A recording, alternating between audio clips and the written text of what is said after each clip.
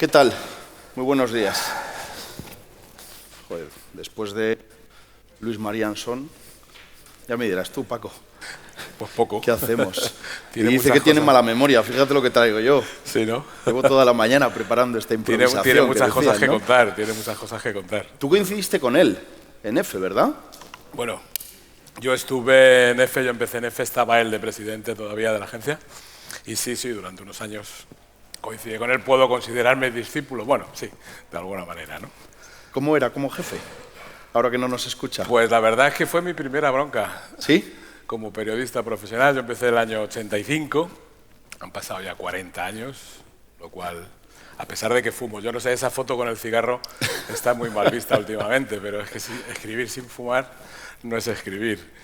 Y sí, hace ya 40 años y allí estuve y bueno, pues por un error, digamos, de apreciación de una serie de cosas, pues me llamó a su despacho y me pegó una bronca bien suave, bien y correcta y entendible además y son cosas que uno tiene que aprender cuando es nuevo, ¿no? Bueno, como todos los que están aquí son, como se suele decir, esto es para cafeteros. Entonces, hablar de Paco Aguado, bueno, ¿qué vamos a decir de Paco Aguado? Agencia EFE, Diario 16, 6 Toros 6, bueno, medios de comunicación importantísimos. Televisión Española, Tendido Cero. Televisión Española, Clarín también una temporada, es decir, Radio Televisión Española, y escritor de varios libros. Sobre Joselito, sobre Morante. ¿Por qué Morante? Que cuando lo escribiste igual había alguno que tenía que explicar por qué Morante. Ahora dices, ¿por qué Morante? Y dices, oye, no me cuentes Sí, ahora más claro. o menos es fácil, ¿no? Ese libro es del año 2012 y además todo vino a raíz de una tarde muy buena que dio en Bilbao con un toro de cubillo que tardó mucho en hacerlo porque el toro lo necesitaba y la gente no entró en la faena, fue un faenón después y al día siguiente, ¿no? A cacareo, efectivamente. Y al día siguiente en el Club Cocherito, pues había gente que discutía aquello y me pidieron que explicara la faena de Morante. La expliqué allí, la gente se quedó contenta y me dijeron, oye, ¿esto por qué no lo cuentas más? Y bueno, pues de ahí salió el libro El por qué Morante. Sí. ¿Intentaron tirar al cacareo? Lo intentaron echar para atrás, sí. Ahí me dio la sensación. Sí. Pero bueno, al final el toro rompió para adelante. ¿Escritor o periodista? Pues lo de escritor son palabras mayores. Lo de escritor, aunque uno tenga libros, considerarse escritor no creo que sea lo más adecuado, ¿no? Lo que sí soy es periodista, soy contador de historias, eso sí me gusta. Y periodista, bueno, pues sí, yo creo que es mucho más general y al final, cuando uno está ya jugando en las dos bazas, pues yo creo que se mezclan un poco las cosas, ¿no? Y sí me gustaría poder escribir más despacio cuando hablo de toros para la actualidad, ¿no? Para la prensa, para las crónicas, para muchas otras cosas, ¿no? Porque ese es uno de los problemas que tenemos los periodistas de ahora, las prisas. Fíjate que todo llega más fácil, que por internet está todo enseguida, que no hay problema, pero nos meten en unas urgencias con los cierres tremendos, ¿no? Y yo veo a compañeros, yo hasta que no cae el último toro no me pongo a escribir la crónica, pero yo veo a compañeros que están con el ordenador, como decía antes Vicente, no hay sala de prensa, no hay palco de prensa, y estamos en el tendido con el ordenador sobre las rodillas escribiendo en el toro a toro. Y creo que hablar de toros, como torear, se debe hacer un poquito más despacio, ¿no? Cuando me hablan de los cronistas antiguos, de los críticos antiguos, que qué bien escribían, me parece maravilloso, pero es que el señor Corrochano terminaba la corrida, se iba a la cantina de la estación con su taco de folios y su pluma, tenía 2 o 3 horas, se tomaba su copita, su café, escribía la crónica y se la dejaba al conductor del tren para que a la mañana siguiente la recogiera el botones del periódico, ¿no? Así se puede hacer literatura. Claro. Escribir bien de toros ahora con esas prisas, yo tengo mucha admiración con los compañeros que lo hacen, porque creo que es, con todas las ventajas técnicas que tenemos, el momento más difícil para poder hacer una buena crónica que quede en la memoria, que deje esa huella. Aparte de que tampoco hay muchos toreros que se presten a hacer literatura, ¿no? Que esa es otra. Pero creo que es una situación compleja escribir de toros ahora con un mínimo de profundidad, ¿no? Sobre todo porque, claro, lo que tú dices, en este tiempo de redes sociales en la que tenemos al segundo un vídeo de lo que ha pasado. El día que pasa algo extraordinario, que es el día que de verdad uno coge con ganas todos los periódicos, te coge a ti y quiere leerlo, ese es precisamente el día que tú tienes que hacer literatura. Y es el día más complicado porque tienes que hacerla ya, para que no te coman la tostada, ¿no? Hombre, para que no se te adelante. Lo de literatura también son palabras mayores, ¿no? Digamos, escribir bonito, ¿no? Escribir bonito, recrearte en una crónica, recrearte en algo, ¿no? Y no solo escribir bonito, sino también escribir de una manera descriptiva, ¿no? Saber qué ha pasado, explicarle a la gente qué ha pasado ahí abajo, ¿no? Muchas tardes hay cosas que pasan desapercibidas, una corrida complicada, el juego de un toro, eso necesita un poquito más de tiempo, ¿no? Eso necesita un poquito más de maduración, de masticación, para que al día siguiente el aficionado que te lea, porque antes había muy buena afición que leía a los periodistas, a los críticos, para ver si se habían enterado de lo que había pasado en la plaza, sobre todo en Sevilla, ¿eh? Sobre todo pasaba eso en Sevilla. Pero ahora, tal y como está la situación, con esta generación de nuevos aficionados que están llegando, que no tienen la educación básica, ha habido un salto generacional de casi 20 años, ha faltado el padre, ha faltado el abuelo que los ha llevado a los toros, hay que explicar algunas cosas un poquito más en profundidad. A mí no me gusta llamarlo didáctica ni docencia, pero sí que hay que transmitir a esa nueva afición las claves de lo que se está viendo. Una corrida de toros es algo muy bonito, muy divertido puede ser, pero también hay días que uno se aburre y hay días que no pasa nada. Aparentemente, no hay orejas, no hay triunfos, pero allá abajo sí están pasando cosas importantes que hay que valorar. Una corrida de toros, cuanto más la analizas y tienes ese criterio para poder saber qué está sucediendo ahí, es mucho más entretenida que cuando vas a pasar la tarde o a pasar el rato, ¿no? Ahora volvemos a la crítica y a la crónica actual taurina. Pero cuéntame, has dicho que empezaste hace 40 años. 40 años. ¿Cómo empiezas? ¿Dónde empiezas? ¿Cómo te llega el... Oye, vas a ponerte a escribir de toros? Bueno, pues yo soy de familia taurina, mi padre es mozo de espadas, fue mozo de espadas, y yo siempre tuve una afición tremenda, ¿no? Y hay una revista que se llamaba Toro, que salió el año 78, que sacaban Carabias, del Moral, empezó a escribir José Carlos Arévalo, mucha gente que daba una visión distinta a lo que era el periodismo taurino clásico, ¿no? Y me empezó a interesar, yo me gastaba el dinero de los domingos, me lo ahorraba para comprar la revista, ¿no?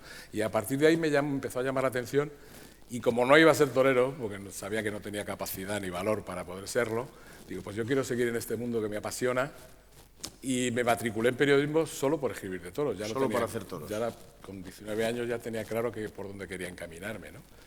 Y a raíz de ahí, pues empecé a colaborar, me llevaron a la tertulia que había en Radio España, que no sé si se acuerda la gente, se llamaba La Corrida de Hoy Examen, en San Isidro, con una serie de... la llevaba José Antonio del Moral, con una serie de grandes aficionados. Y el año 85 me dijeron, vienes a... me conocían de las ventas, del palco, y dice, este año vienes a la tertulia. Pues se me hizo muy grande la cosa, y a raíz de ahí, pues una colaboración con Barquerito en Diario 16, del maestro Barquerito, que es ahora mismo el gran referente que debemos tener en la actualidad a la hora de escribir de toros y de matizar y de analizar todos esos criterios que se ven pero que no están tan claros para el público general. Y a raíz de ahí pues ya vino todo seguido, Agencia F, Toros 92, Tendido Cero durante varios años, Radio Nacional, Clarín, etcétera, etcétera. ¿En qué se parece aquel periodismo al de hoy? Es muy poco, la verdad es que es muy poco. Había menos gente, también hay que decir, ahora hay mucha gente joven que quiere escribir de toros o hablar de toros, pero es verdad que éramos menos. Había, digamos, mucho maestro consagrado, había muchos más periódicos, había mucho más respeto por la información taurina y sobre todo había menos prisas en ese sentido. Yo soy de los periodistas de tipómetro, que vosotros no lo sabéis ninguno, es una cosa que nos enseñaban en la facultad para saber maquetar una página, ¿no? El tipómetro, que llevamos una especie de regla. Entonces se iba uno a los periódicos con mucho más respeto por la veteranía, intentando no meter la pata, porque siempre tiene esa fuerza, esa ímpetu de la juventud, pero si conocías un poco de qué iba esto, había que ser prudente, ¿no? Mi padre me dijo una cosa muy clara cuando empecé. No le gustó nada porque mi padre, bueno, lo voy a decir, yo tengo todavía las listas, padre como mozo de espadas, donde hay nombres sorprendentes, pero no las voy a usar, ¿eh? Me jurará que no las usara, no es un documento oficial, pero... Y a eso mi padre pues le sentó bastante mal, que yo me dedicara al periodismo, ¿no? Y me dijo, en esto del toro, cuando empiezas, te pasa como a los becerros, ponen un hierro y ese hierro ya no te lo quitas nunca. Así que procura que el hierro que te vayan a poner sea bueno, ¿no? Y intenté desde el principio manejarme de esa manera, ¿no? Era una época distinta, se leía mucho a los periodistas, a muchos de ellos se les leía para saber si se habían enterado, también es verdad, vuelvo a repetir que había una afición muy buena. Entonces había que ser muy prudente y saber lo que estabas diciendo, ¿no? Lo que sí es verdad es que teníamos menos medios. Fíjate, una diferencia fundamental que yo veo ahora. Los toreros estaban mucho más a mano de los periodistas y eran mucho más accesibles que ahora. El jefe de prensa que ahora entendemos ha sido siempre el mozo de espadas, que gestionaba todo lo que pasaba allí. Totalmente. Y que te ponía en contacto. Y teníamos en los listines de teléfono, teníamos los números personales de los toreros que se ponían al teléfono, quitando Curro Romero o alguna otra excepción. Todos los demás se ponían a cualquier hora que los llamaras, te atendían con toda amabilidad. Incluso, fijaros, antes de Internet, antes de los teléfonos móviles, esa época es en la que yo empecé, por ejemplo, en temporada teníamos los sitios donde paraban a cenar. Claro. Es decir, si estabas buscando al Capea, que había toreado en Bilbao esa tarde, a las 10 de la noche estaba en La Varga cenando, casi seguro, porque iba a cualquier lado, llevábamos a La Varga y allí estaba, decía, sí, tiene mesa, pero no han llegado todavía, ¿no? Había mucha más facilidad, había mucho más contacto, uno podía hablar más con los toreros. Creo que también durante mucho tiempo ha habido un prejuicio de la prensa que ha dicho, no hay que hablar con los toreros que te condicionan. Hombre, ¿cómo no vas a hablar con los toreros? Tienes que hablar con los toreros, tienes que saber qué pasa ahí. Yo todo lo que he aprendido de toros lo he aprendido a base de hablar con ganaderos, con toreros, con mozos de espadas, con picadores, con banderilleros, que es fundamental. Si no, ¿quién te lo va a contar? ¿Quién te va a explicar? Algunos lo hacen para engañarte, pero hasta en eso aprendes. Claro. Hasta en eso aprendes. Es así. ¿En qué momento cambió eso? ¿En qué momento cambió el hecho de que... porque yo estaba hablando ahora mismo con un jefe de prensa, precisamente, con Víctor Luengo, que está ahí. Y hemos estado tratando este tema, precisamente, y le he dicho, pues mira, Víctor, yo sinceramente, yo creo que es de los pocos que me ha llamado y me ha dicho, oye, méteme al torero que ha hecho tal. Cuando hace no demasiado tiempo, bueno, hace no demasiado tiempo, hace ya unos años, ¿no? Pero era lo habitual. Oye, te llamaban a la redacción, no sabes cómo está el torero, fantástico, soberbio, la gente enloquecida. ¿Qué ha hecho? No lo ha matado, nada, se ha ido de vacío. Joder, ¿cómo puede ser? Pero eso pasaba. Eso pasaba todas las noches. En Clarín, en la agencia F, te llamaban cuando habían toreado y el mozo de espada te daba la reseña. Sabía que si te engañaba un día no se lo volvías a coger. Claro. Decía, hombre, si acaso, dice, quítale un aviso que le han pegado. Bueno, venga, vale. Esas cosas pasaban, ¿no? Pero era la manera de estar informado, ¿no? Y en esa época, Clarín era el boletín oficial del toreo. O sea, todo el toreo se paraba a las 10:05, estuviera donde estuviera, para escuchar el boletín de Clarín, esos 5 minutos que era lo mejor que se puede decir de un medio de comunicación. Vamos a poner Clarín a ver qué ha pasado por ahí. A ver qué ha pasado. Esa es una frase maravillosa. Sí, lo mejor que te pueden decir. decir. De todo, claro, ¿no? Y lo que te decía, ¿en qué momento cambió? Hay un momento muy crítico que son los 90, con el boom del ladrillo, el exceso de corridas, las televisiones privadas, los toreros mediáticos. Ahí empieza la cosa a salirse un poquito del tiesto, ¿no?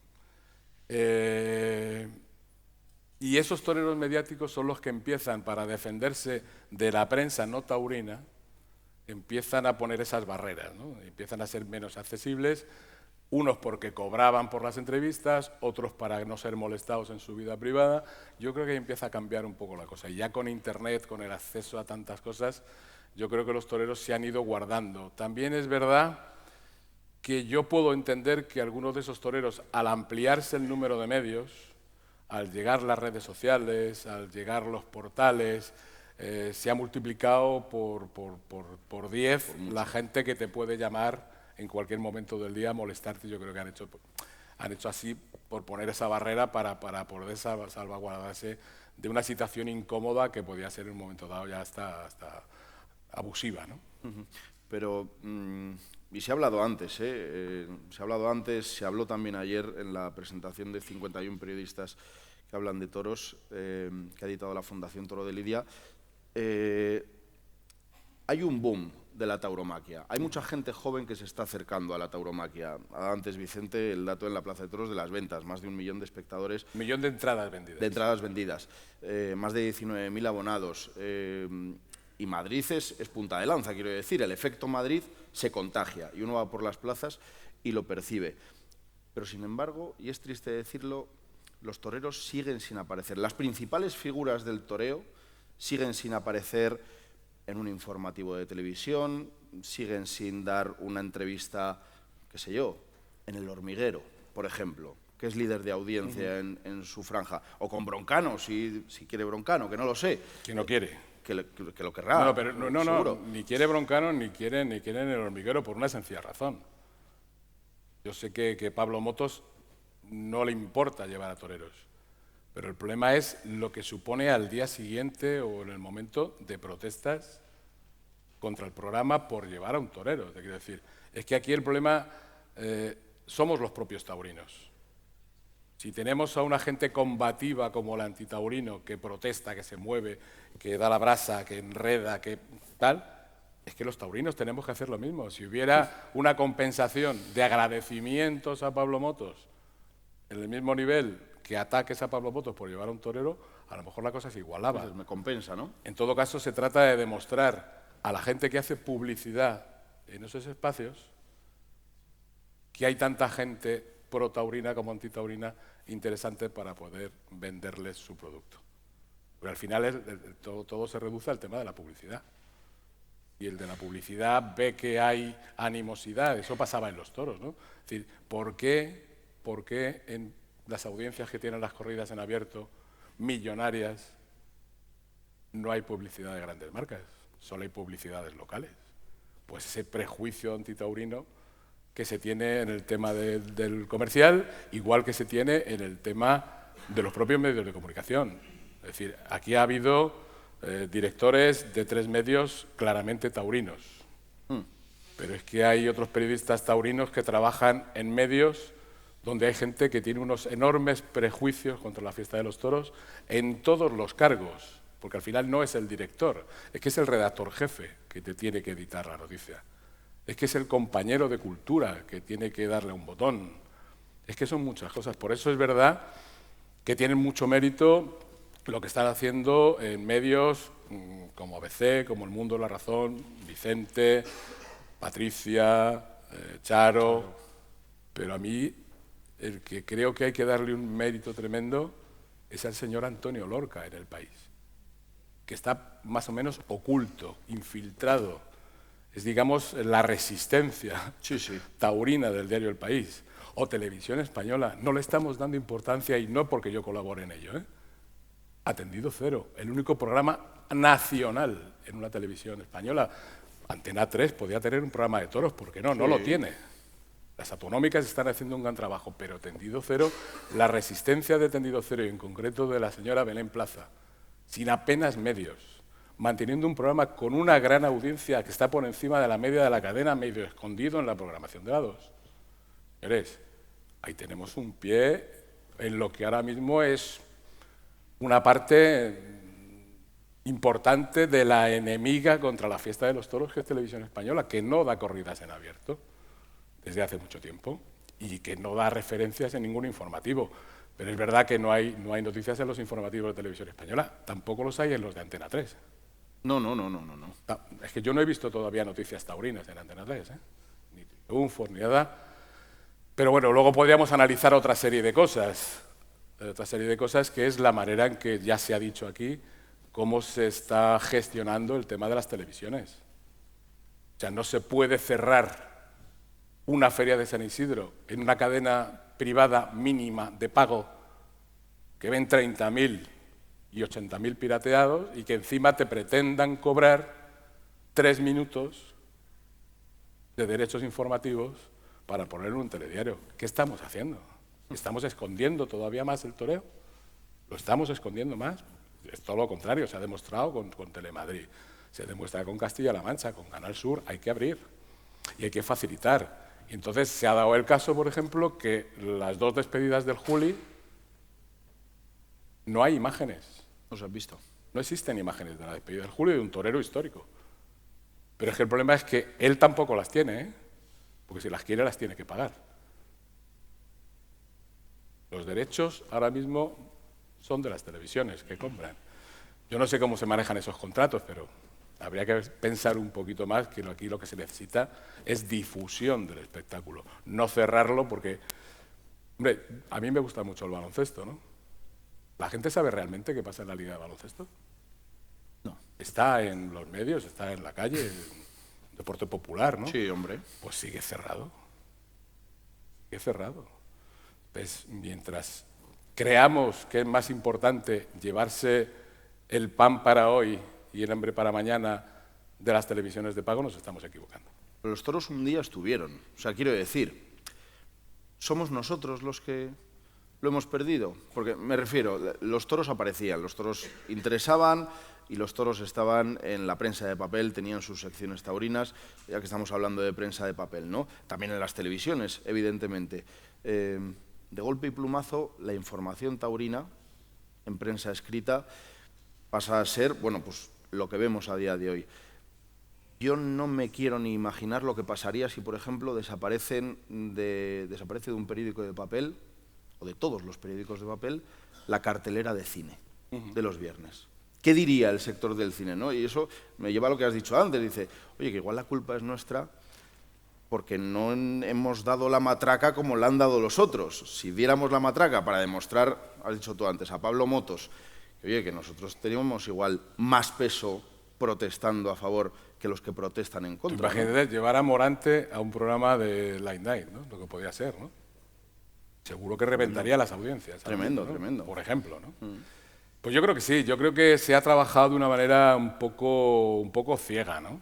En cuanto a las televisiones, yo creo que aquí lo que ha interesado es el poquito dinero que haya que den las televisiones y nos da igual, yo me lo quedo, ¿no?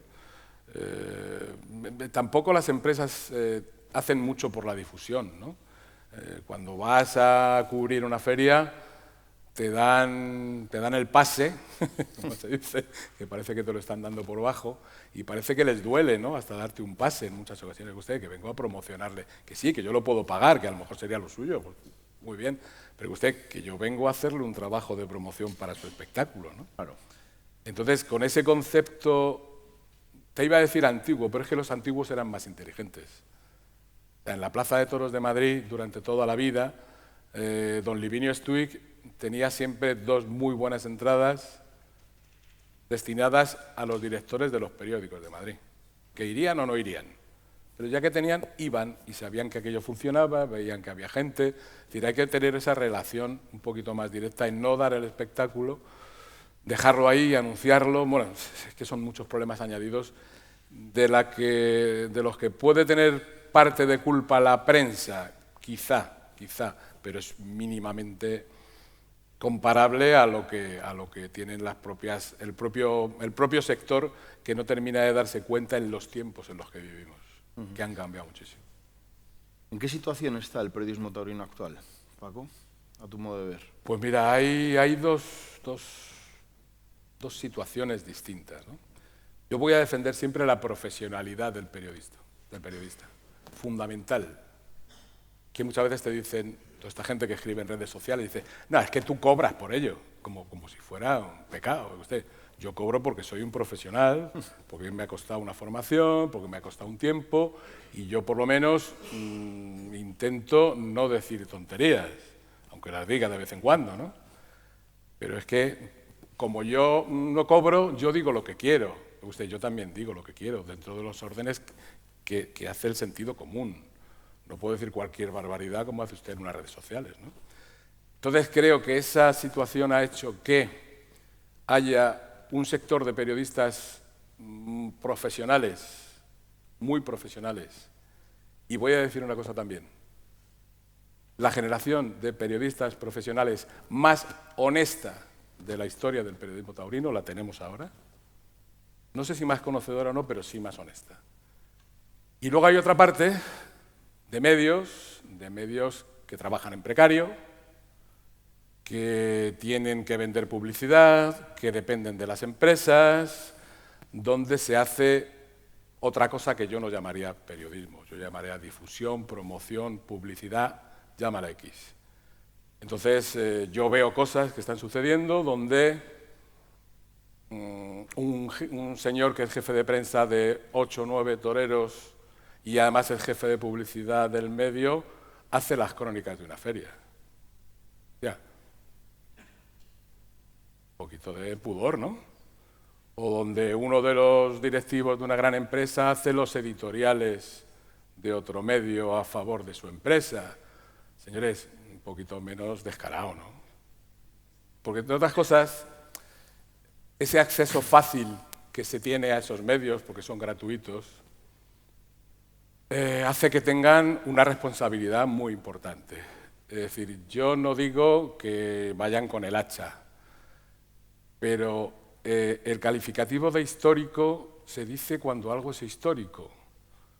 No en un pueblo de La Mancha se hace una faena histórica. Quiero decir, también hay que medir, hay que tener un poquito más de pozo verbal. Pero eso, perdona, Paco, es de la prensa torina y del resto también, ¿eh? Que aquí sí, bueno, le damos matiz de histórico a cualquier cosa que pase. No, pero te quiero decir que a un torero le puedes decir guapo 5 veces, no 10. Ya, sobre todo muchos días que tú dices, ¿en qué plaza he estado yo? Esta gente que me está contando, ¿no? Entonces, esa nebulosa que existe, esa falta de diferenciación entre lo que es un medio publicitario y lo que es un medio de comunicación profesional, yo creo que se tiene que marcar mucho más. Tenemos que saber dónde vamos, tenemos que saber dónde estamos, porque creo que esa nueva generación que está llegando a los toros necesita adentrarse. No digo que haya que educar, no, es que no me gusta la palabra, la prensa no educa a nadie, la prensa sí puede explicar y sí puede adentrarlos en esa profundidad de la fiesta que se necesita para disfrutar más del espectáculo, porque si no respetamos ciertas pautas, si no respetamos ciertos méritos, si no respetamos ciertas virtudes, si no respetamos ciertas exigencias a toreros, a ganaderos, a empresarios, esto se puede convertir en un espectáculo superficial, en la previa de las copas de después. Y ese será absolutamente el fin de la fiesta de los toros. Cuando las corridas de toros se conviertan en un espectáculo más del tono superficial que tenemos en general, serán un espectáculo menos. Y tenemos que defender la esencia de lo que es el toreo por encima de las modas. Y creo que los chavales no son tontos, que seguro que hay algunos que quieren llegar, interesarse y quieren saber más de toros, y creo que la prensa tiene una labor fundamental en ese sentido. ¿Tú crees que estamos en riesgo con ese envoltorio que se da en algunas ocasiones? Sí, porque nos estamos creyendo además que esto va de maravilla. Un poco como nos cuenta Pedro Sánchez, ¿no? Que vamos como una moto, ¿no? Económicamente. Bueno, vamos a verlo. Es verdad que es buenísimo que vengan los chavales, pero no está dejando de ser una moda.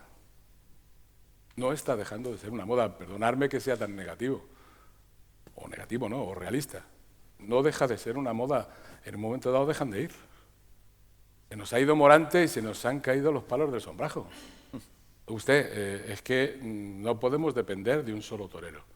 Tenemos ahora mismo, de los últimos 30 años, desde la época de Finito, Ponce y tal, de novilleros, tenemos la mejor generación de novilleros y nuevos matadores de toros de los últimos tiempos. Toreros interesantísimos con 1, 2, 3 años de alternativa que la van a tomar, novilleros que han hecho cosas muy buenas. a los que las empresas actuales tienen literalmente escondidos y parados.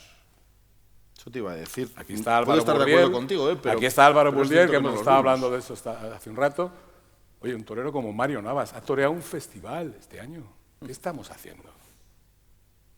Señores, hay que renovar esto, hay que sacar frescura.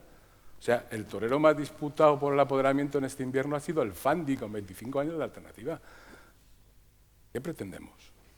Es verdad que los toreros que llevan más años, por esa ausencia del toreo en los medios que ha habido durante mucho tiempo, son los más conocidos, pero simplemente porque han estado tanto tiempo, son los que llevan tanto tiempo ahí, y por machaconería, por insistencia, a la gente les suenan los nombres. Pero tenemos que dar a conocer a la nueva generación, porque además han cambiado mucho las tornas.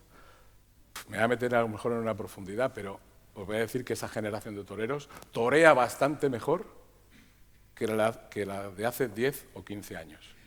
Porque hace 10 o 15 años las referencias eran los toreros de las 100, de las 120, de las 160 tardes, que se buscaban una técnica que les permitiera ese exceso y una técnica, digamos, no voy a decir defensiva, pero una técnica más especulativa que ahorrara esfuerzos. Ahora las cosas no son así. Y ahora los referentes son toreros muy buenos y que torean muy de verdad. Y por ahí creo que puede ser una de las vías, defendiendo esa autenticidad del toreo. No voy a hablar de pureza, ni el toreo que nos emociona, el toreo que pone a todos de acuerdo y pone a la gente de pie. Eso puede ser lo que tenemos que transmitir, porque puede ser la tabla de salvación que evite que esto se convierta en un espectáculo superficial. Tú esto lo dices, eres crítico con toreros, eres crítico con empresas, eres crítico con quien te apetezca, que para eso tienes tu libertad, y a día de hoy te sigue sonando el teléfono, porque seguro que cuando empezabas y pegabas un palo a alguien, sonaba el teléfono al instante y te decían lo más grande. ¿Le sigue interesando al profesional lo que digamos la prensa de ellos? Sí, pero cada vez menos, ¿eh? Hombre, ahora mismo en mis crónicas en EFE pues se leen mucho en provincias, evidentemente, que hay una cosa que también hay que defender. Estamos hablando de la prensa de Madrid. Hay gente haciendo esfuerzos. Lo de la prensa de provincias es un calificativo un tanto peyorativo que usábamos los periodistas de Madrid, ¿no? Pero es verdad que en todas las regiones, y sobre todo en las regiones taurinas, hay gente haciendo un trabajo extraordinario. Totalmente. O sea, vamos a hablar de periodistas como Javier Lorenzo, como Javier Cámara en La Rioja, como Jaume Roig, como Álvaro Verdeguer, como Julio César Sánchez, Daniel Herrera. Hay periodistas muy buenos en distintas zonas donde hacen un trabajo extraordinario con suplementos como el de La Gaceta, que es una maravilla. Entonces, ahí en esa prensa de provincias es donde más se publica el trabajo que yo puedo hacer en la agencia EFE, que cubro las principales ferias, ¿no? Pero el taurino de ahora ya no lee el periódico. El taurino de ahora, pues a lo fácil, a lo que no le cuesta, ¿no? Al telefonito, a internet. Y bueno, como ve ahí que todo es maravilloso, todo está en orden, pues le preocupa poco. Si acaso a lo mejor un amigo le dice al torero que hay que ver este tío lo que te ha dicho, que le he leído, y alguna vez han llamado algunos, pocos, pocos. También saben con quién hablan, ¿no? Y a estas alturas pues nos conocemos todos, ¿no? Y si alguno te dice algo, le dice, pero ¿qué me estás contando?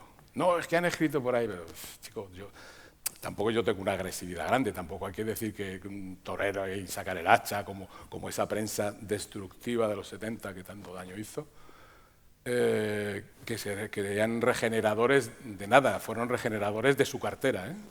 Las cosas hay que decirlas, que vuelvo a repetir que tengo las listas de mi padre, ¿eh?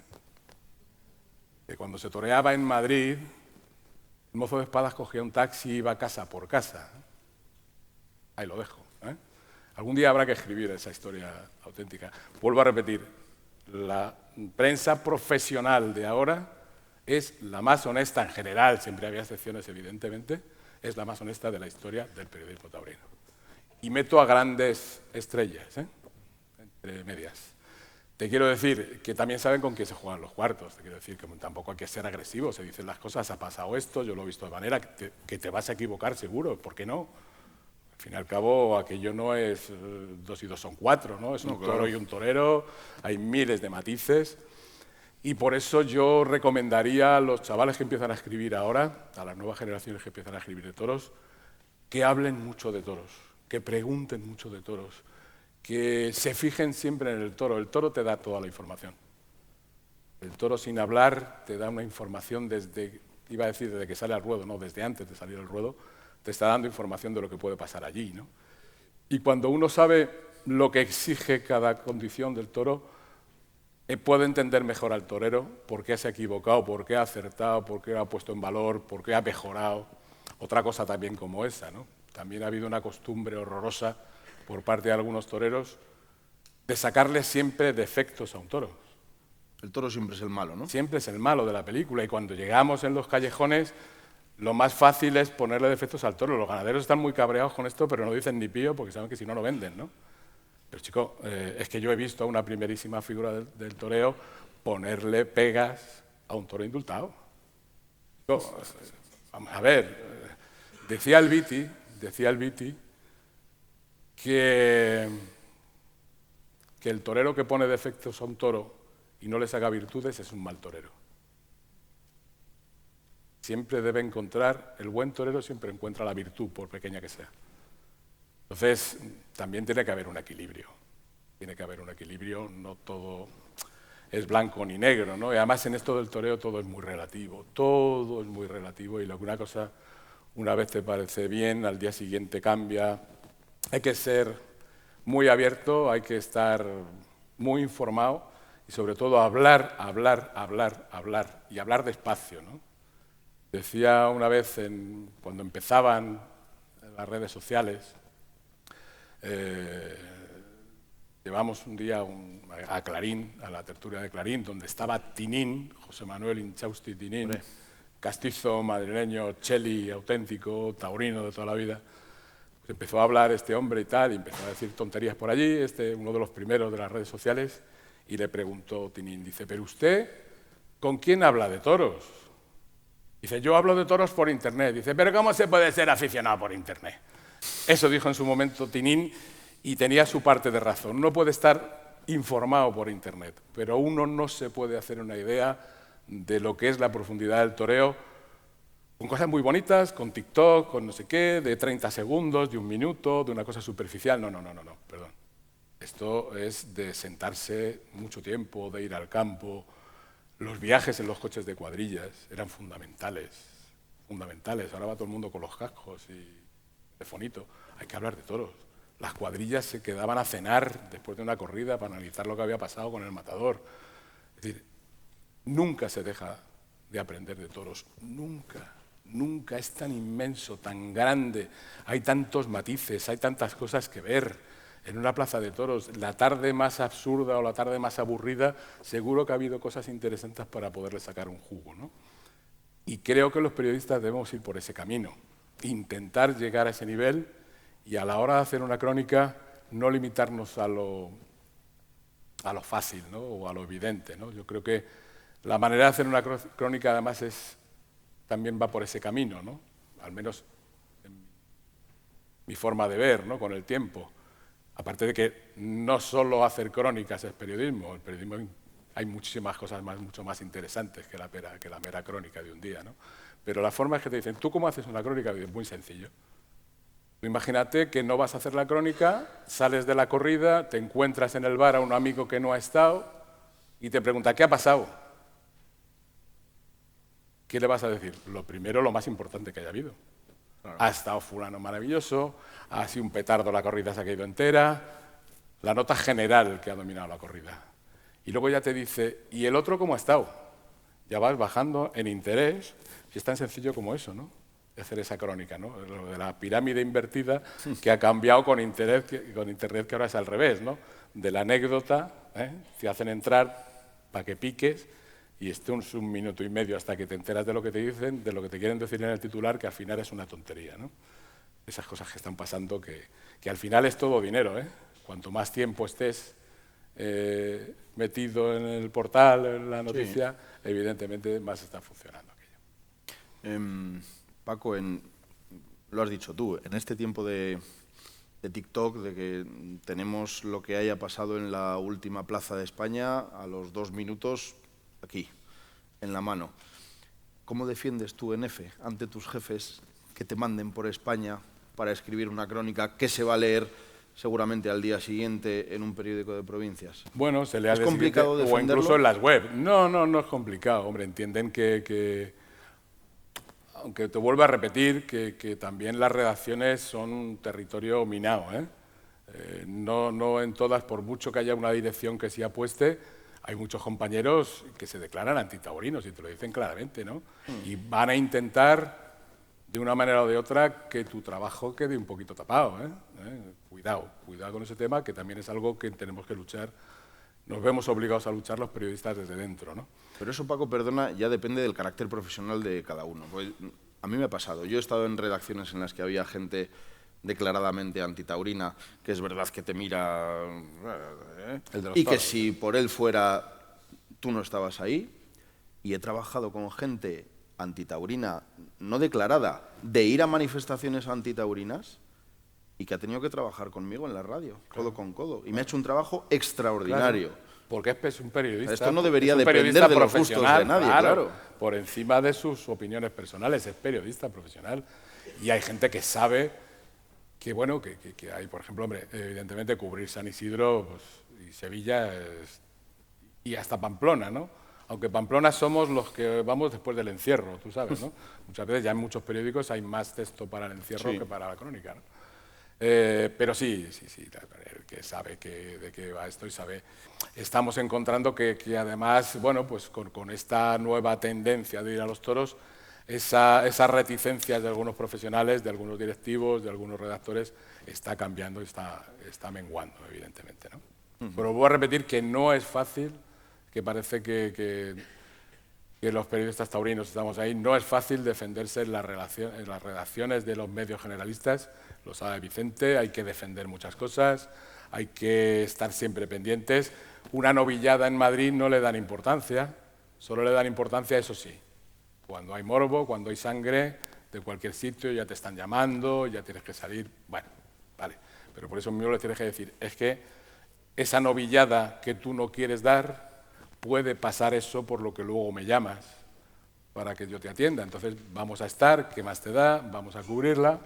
Y hay una pelea interna, importante que, como te vuelvo a repetir, que es verdad que está bajando la intensidad porque se están dando cuenta de que sí interesa la fiesta de los toros.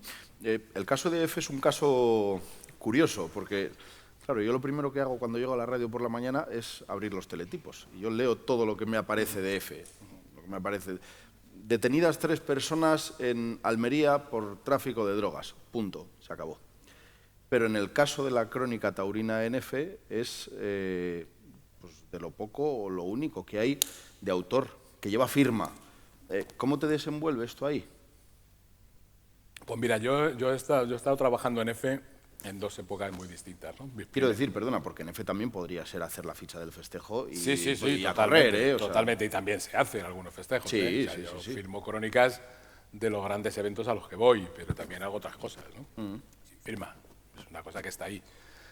De todas maneras, yo he trabajado, ya te digo, en 2 épocas muy distintas. Trabajé a finales de los 80 y ahora llevo desde 2013 hasta ahora haciendo estas crónicas, ¿no?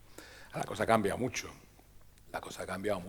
Lo que sí es verdad es que en EFE no deja de ser una agencia de información donde la literatura o el adorno está de más. Es decir, tú tienes que hacer una crónica muy informativa donde no se permite un lucimiento artístico aunque firmes, ¿vale? Es verdad que la firma te da una responsabilidad, una firma que luego en muchos medios no se respeta, te ponen agencia y da igual, ¿no? Y es que al final uno está en EFE. EFE no es un servicio directo hacia el lector, como saben, claro. Es una agencia que vende la información o ese servicio informativo a los otros medios. El medio que recibe esa información la maneja como quiere. Te puede dejar la crónica en la mitad, te puede cambiar el titular y bueno, al final no es nada que dependa de ti, pero eso sí existe y eso siempre ha pasado. Pero sí es verdad que vuelvo a repetirte que se trata de ser entendible. Es decir, hay una cosa que también me da pena en el periodismo actual, entre comillas, donde nos estamos inventando un neolenguaje taurino muy raro que a muchos les sirve para taparse. Por ejemplo, ¿qué te dirá yo?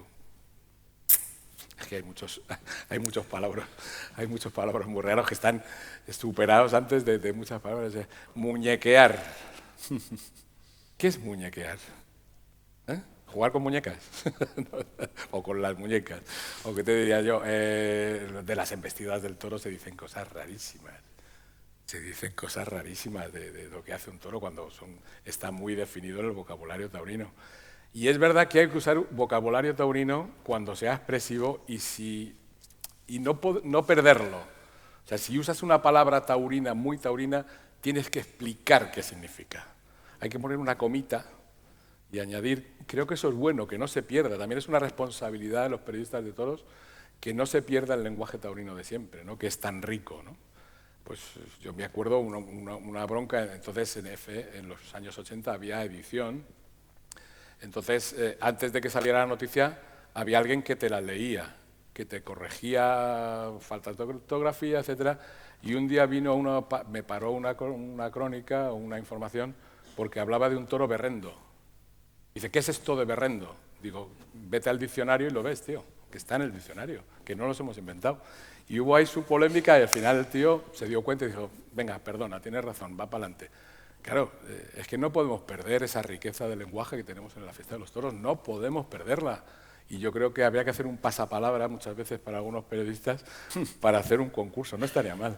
Nos llevaríamos sorpresas también. ¿Pero tú crees que se utiliza otro lenguaje? Sí, se utiliza un lenguaje de taurino malo, de banderillero malo, lo digo claramente, como lo siento, sí. Que se han inventado otras historias por ahí y nos creemos que sabemos más porque repetimos la tontería que ha dicho ese señor. Y por eso te digo que hay mucha gente que usa ese neolenguaje para taparse. O para estar acorde a lo que... Bueno, en fin, que es que me estoy metiendo en jardines complicados. La gente ha venido para que te metas en jardines, Sí, me da la sensación, ya, ¿eh? no, pero ha ido todo en un tono la mañana, en un tono muy amable y a ver si voy a ser yo el malo de la película aquí otra vez, ¿no? Yo conozco a más de uno que me han reprochado, por ejemplo, no a mí porque yo lo haya dicho, que seguramente que en alguna ocasión lo he dicho, porque creo que lo hemos dicho todos, ¿no? ¿Cómo ha sido la corrida? Se ha dejado. Y me han dicho, es lo único que no se tiene que decir de una corrida de toros, que se ha dejado. ¿Qué es eso de que se han dejado 6 toros? Claro, ¿no? Claro. Sí, es que hay expresiones muy tontas. Muy tontas. Es decir, vete un poquito más, cuéntame un poquito más. ¿Se ha dejado qué? ¿Se ha dejado picar? ¿Se ha dejado banderillear? ¿Se ha dejado matar? ¿Sí? ¿Se ha dejado la vida? ¿Qué se ha dejado? ¿No? Y hay muchos matices muy bonitos que tienen su palabra adecuada y su verbo adecuado. Se trata también de que el periodista sea un amante y un loco de esto, y que lea, y que investigue, y que pregunte, y que... Es decir, que esto exige una pasión que no está pagada con dinero.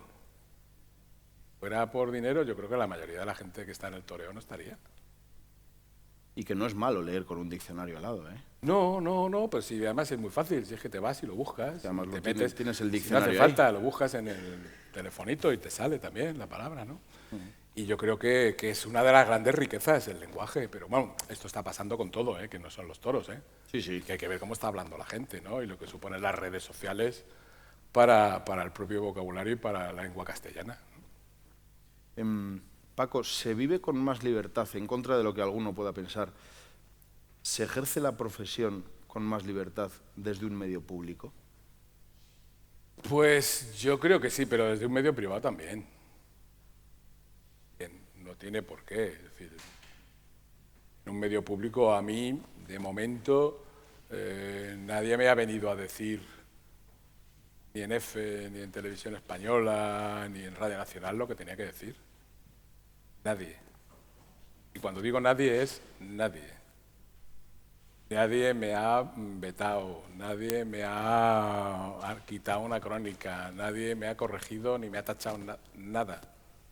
También existe también una experiencia del profesional que sabe perfectamente hasta dónde puede llegar. Es decir, tampoco puedes sacar los pies del tiesto y montar un escándalo por cualquier cosa, ¿no? Nadie. Pero yo creo que en los medios privados tampoco les pasa, Yo creo que está Vicente, están todos los periodistas que estamos aquí y en los medios más o menos generalistas, quitando que pueda haber algún interés por alguna historia, por hacer algún reportaje, bueno, bien, pero es que todos los medios tienen intereses. Y vamos a hablar de los telediarios, de los informativos. ¿Hay intereses? ¿No hay intereses? Yo creo que los toros, además, nos tienen un poquito dejados ahí. Les hace gracia. Siempre hemos sido los periodistas taurinos los últimos de la redacción, con los de gastronomía, esas cosas. Siempre el de política, el de internacional y el de fútbol, claro. Esos son los que han mandado, ¿no? He dicho antes, Vicente, que si se tiene que caer alguna página, se cae la de toros. Y entonces, bueno, pues estamos ahí, pero vamos, yo sé, vamos, una de las secciones, digamos, que está más arrinconada en la agencia EFE es Cultura, y es la que más publica, entre otras cosas, porque en los periódicos pequeños y en los medios pequeños lo que no hay es sección de cultura propia, porque cuesta más dinero, siempre hay la sección normal de política local, etcétera, etcétera. Pero claro, ¿quién le va a cortar a la Gaceta, ya que estamos hablando, la exposición de no sé dónde tan buena o la corrida de la Feria de Sevilla que no puede ir el crítico local, ¿no? Yo creo que hay en esos periódicos los periódicos locales están manteniendo todavía el espíritu de la prensa escrita en esas ciudades pequeñas, vendiendo poco, pero manteniendo lo que siempre fue la prensa escrita en general, ¿no? Bueno, hay algunos periódicos locales que gozan de una salud extraordinaria, también te digo, porque claro, en provincias pequeñas lo que se lee es el periódico de la provincia, claro. Y lo que diga va a misa. Y además el que se lee en el bar, ¿no? El que Sí, tiene sí, cuando claro. vas a tomar el café, ¿no? Eso es importante, ¿no? Sigue estando el periódico en los bares. ¿A quién has disfrutado más leyendo, ya desde el punto de vista del lector? Pues mira, yo históricamente, evidentemente, al máximo nivel, te hablaría de Pepe Alameda, te hablaría de Guillermo Sureda, que es un crítico a descubrir, al que no se le dio sitio en el Madrid de los 70. He leído mucho también al padre de Vicente. Luego hay otro personaje literariamente importante que además le supo dar una vuelta de tuerca al periodismo taurino, que es por encima de muchas cosas José Carlos Arévalo. Venía de hacer periodismo de fuera de los toros y le dio un toque añadido de contexto, de profundidad, de ir un poquito más allá.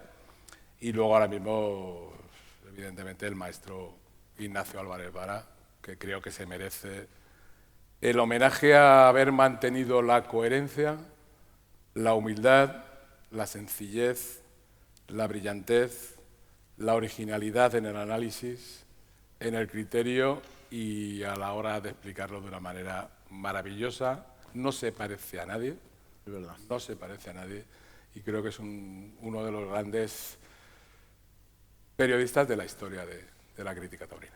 ¿Cómo puede ser que haya que rebuscarlo tanto? Porque trabaja en una agencia. Y porque, bueno, desde el momento que cerró Diario 16, pues quedó ahí en Colpisa, y ahí sigue. Y ahí sigue, va cuando puede, ya sabéis que está un poquito delicado de salud por circunstancias, pero la verdad es que es una gozada seguirle leyendo y creo que debe ser ahora mismo el referente para muchos. Y en eso que estamos hablando de la riqueza del lenguaje que utiliza Nacho. Es que no es un periodista o un crítico taurino al uso, ¿no? La historia de Nacho a la hora siempre ha sido un tío muy discreto, muy tapado, muy en segunda fila, pero Nacho Álvarez Vara se ha codeado con la generación literaria más importante de España de los últimos 40 años, de tú a tú. Paco, en todos estos años supongo que ha habido crónicas que has disfrutado como un enano, que te has sentado delante y has dicho, esta la voy a disfrutar, y otras que han podido ser los momentos más complicados o más duros de tu trayectoria, porque cuando ves algo desagradable, y en los toros tenemos que estar acostumbrados y tenemos que estar preparados para ver cosas muy desagradables, es muy jodido, hablando en plata, contarlo. Háblame de los dos momentos, háblame de momentos que hayas disfrutado mucho y de momentos que hayan sido complicados. Mira, te voy a decir que los momentos más complicados son cuando pasa algo muy importante. Para bien, porque no sabes si vas a ser capaz de contarlo. de estar a la altura de lo que ha sucedido ahí abajo. No es nada fácil, ¿eh? No lo es. No es nada fácil intentar transmitir al lector, sin ser rimbombante ni hortera en las expresiones, qué ha sucedido ahí abajo y hasta dónde te ha llegado. Ese es el momento más difícil. Las cosas complicadas, lo aburrido es muy fácil. El peligro, el morbo, también. Porque es muy fácil de llegar. Es muy fácil de llegar. Fíjate, nada más empezar, con poquitos años de experiencia, tuve la suerte de hacer, entre comillas, la crónica del famoso petardo de Curro Romero y Paula en las ventas, cuando se tiró el espontáneo a pegar a Curro y tal. Esa crónica la hice yo en EFE, pues pudo tener millones de reproducciones en periódicos de todo el mundo, simplemente por el morbo, ¿no? Fue un poquito decir, joder, pues esto de ser periodista de agencia no está mal, ¿no? Te lee muchísima gente. Pero eso es fácil de contar. Eso es fácil de contar porque al final te paras en el detallito morboso o depende de la carga que le quieras poner a la historia, ¿no? Pero cuando pasan cosas buenas de una trascendencia importante, cuando una plaza entera ha vibrado, se ha puesto en pie, como el otro día con Morante, con el festival. La crónica del festival del otro día, aunque os parezca mentira, fue dificilísima. Dificilísima. Porque aunque era un festival, aunque aparentemente aquello era intrascendente, hubo muchos mensajes que se lanzaron ahí, unos más válidos que otros. Y había que hacer también una distinción. Y luego por la tarde también pasaron cosas muy trascendentes. Yo cuando veo algo así, a mí se me hace un nudo en el estómago. Yo muchas veces, por intentar, y me imagino que les pasa a mucha gente, incluso a los toreros, cuando tienes una responsabilidad como esa, si tú te tomas en serio como profesional, yo hay tardes de esas de gran éxito, de gran tarde, de gran faena, que salgo malo de la plaza. Por la tensión nerviosa, porque decía Corrochano, y en eso tenía razón, que el crítico no es un espectador más, sino que es un espectador menos. Tú no te puedes dejar llevar por las emociones, aunque te encantaría estar pegando oles. Pero no por nada, porque te va a decir, mira, jaleando al torero. No, eso me da igual, cuando te sale, te sale. Pero tienes que estar suficientemente, y eso lo sabe Vicente, tienes que estar medido, para que no se te vaya nada, para que no se te vayan las emociones a lo fácil, para que tenga la crónica la mayor ecuanimidad posible, poniendo aquello en el nivel que merece, ¿no? Y hay muchas veces, y lo reconozco, que no he estado a la altura de ciertas faenas o de ciertas tardes importantes. Que hables del 12 de octubre me da pie a otra pregunta, porque se dio una situación muy curiosa. La mañana fue algo, ya que hemos hablado antes del término histórico, yo creo que lo de por la mañana fue histórico, lo de por la tarde fue histórico, fue un día absolutamente excepcional en la historia de la tauromaquia, en la historia de la Plaza de Toros de Madrid, pero se dio la situación de que lo de por la mañana no se veía por televisión, pero lo de por la tarde sí. ¿Escribe uno diferente, aunque no quiera? ¿La crónica es diferente cuando sabe que todo el mundo lo ha podido ver por televisión a cuando no? Yo por mi parte no.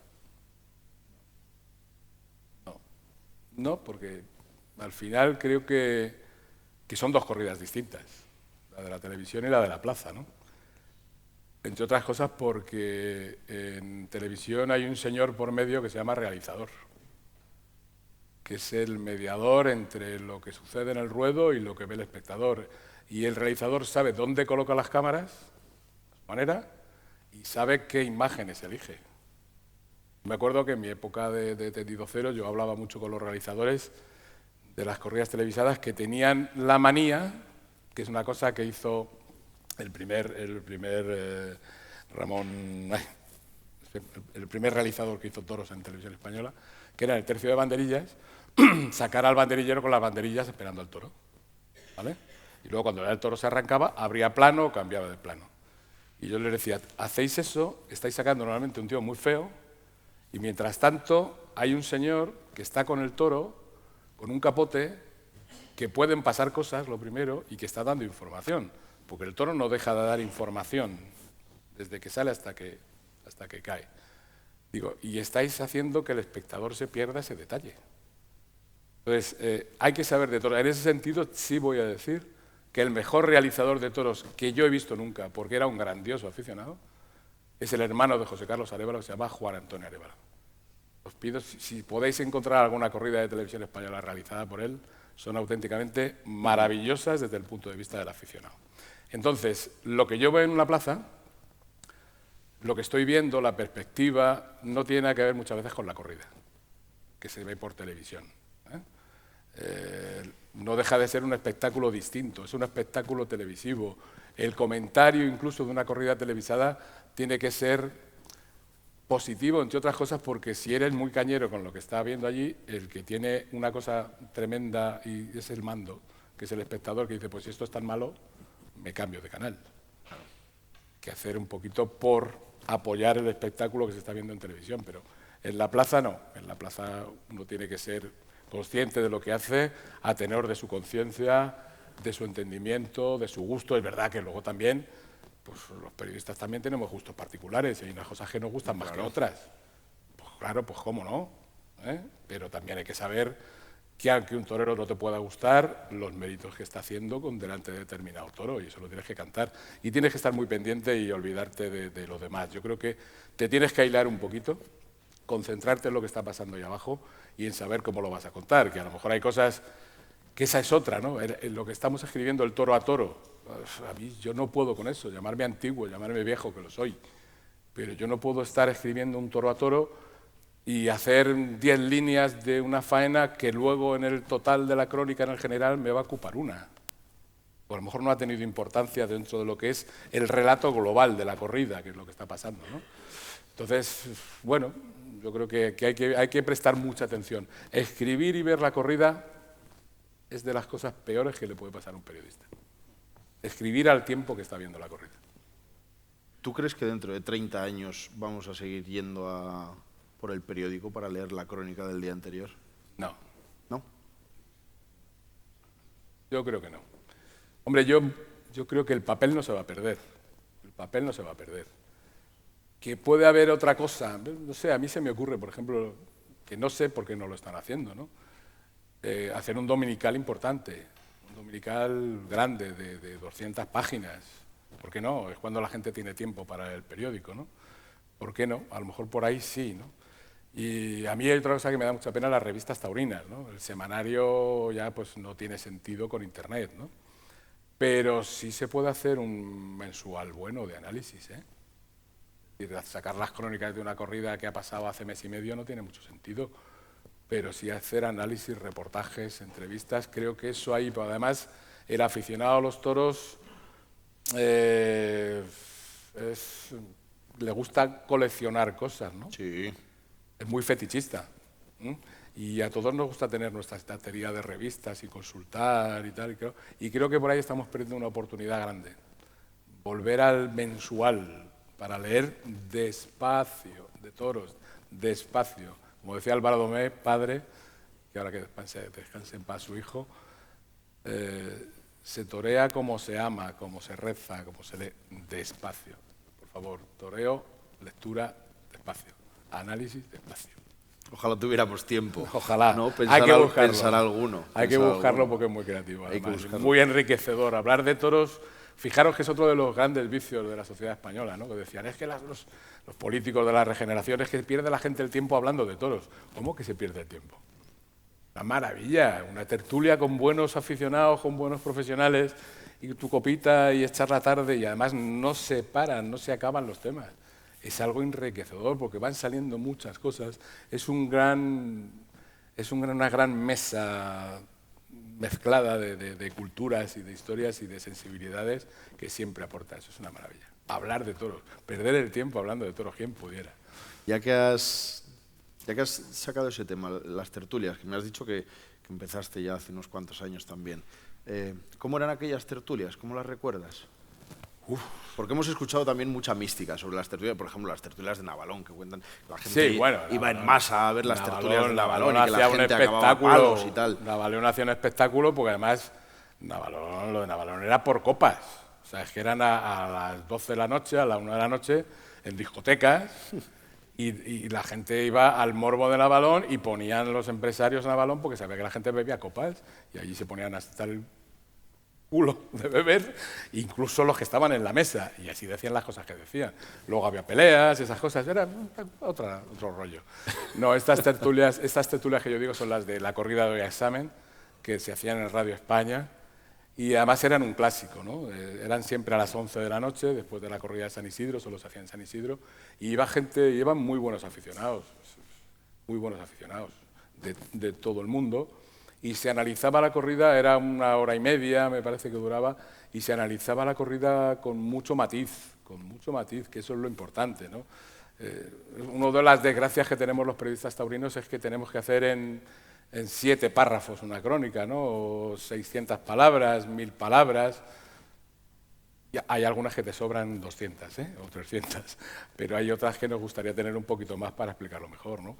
Pero vuelvo a repetir, está muy bien el tema de Internet, nos sirve muy bien de promoción, de difusión, de alegría, de visión, pero cuando uno quiere profundizar en el toreo y quiere aprender más, se necesita tiempo, rodearse de gente que te aporte y hacerlo con mucha paciencia, con mucha humildad, con mucha dignidad, con muy buen oído y sabiendo guardar silencios en el momento adecuado. Para terminar, Paco, que ya Pues vamos, sí. va siendo la hora, y así aprovecho para que me lo digas porque te lo pregunté, yo creo que hace un par de años o 3, las historias del toreo, ¿cómo no te las contaron? De todos los personajes a los que has mencionado, ¿hay alguno que cabe en un capítulo del segundo tomo? De todos los personajes que hemos mencionado, hay gente que todavía... De la prensa, me refiero, ¿eh? Sí, hombre, hay grandes personajes, El Pepe Alameda tiene una historia, él la contó ya a su manera, no todo es positivo, no todo es positivo de Pepe Alameda, creo que ha sido un gran genio. Incluso la historia, fíjate, yo creo que hay una serie de personajes en una época clave, quizá de las épocas más duras de la historia del toreo, que fueron los años 70, plena transición,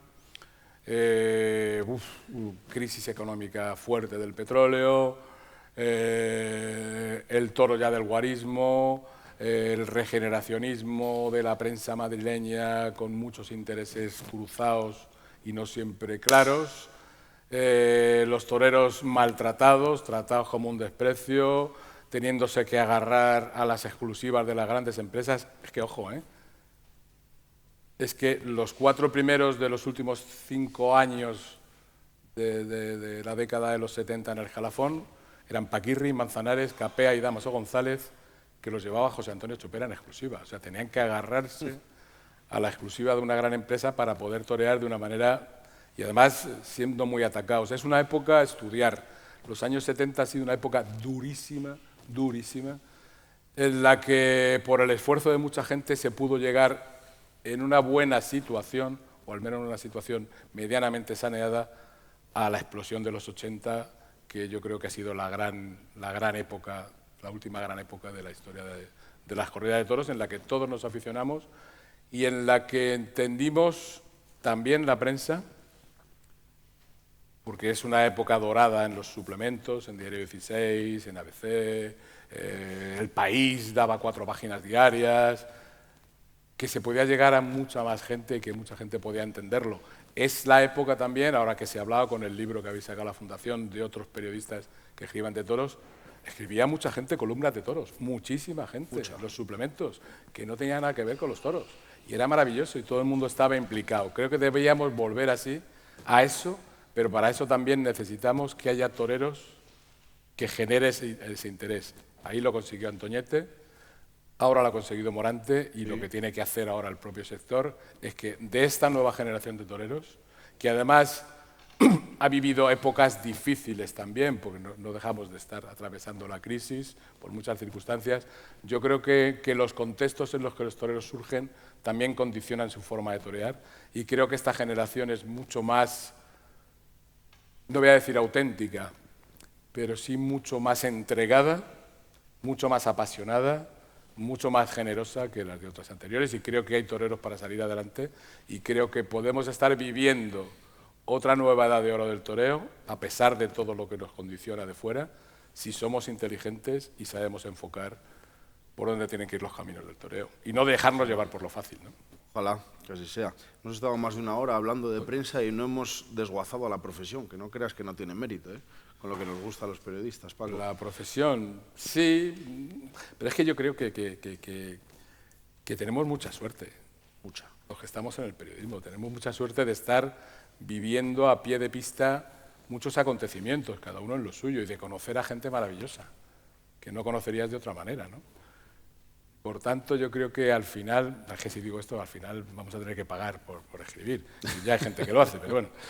Pero vivimos un tiempo maravilloso y yo creo que ser periodista taurino, aunque nos tengan arrinconados dentro de la profesión, seamos un grado inferior, yo creo que nos lo pasamos mejor que la mayoría. Gracias, Paco. A vosotros. Muchas gracias.